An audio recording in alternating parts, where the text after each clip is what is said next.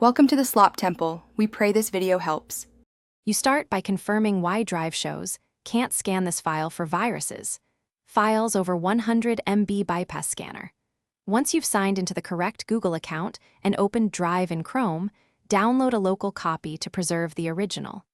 You do this because working locally lets you run alternative checks and rootload a safe version.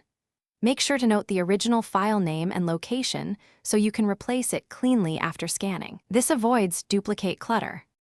Once done with the local download, run a full antivirus scan.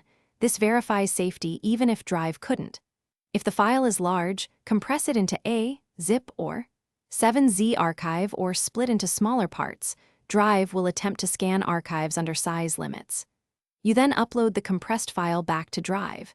This triggers Drive's scanning behavior for many archive types and keeps the original content intact. Make sure to keep a clean copy locally until you confirm success. Finish by deleting the old Drive item and uploading the scanned archive or split pieces, then rename to match the original so links and workflows continue.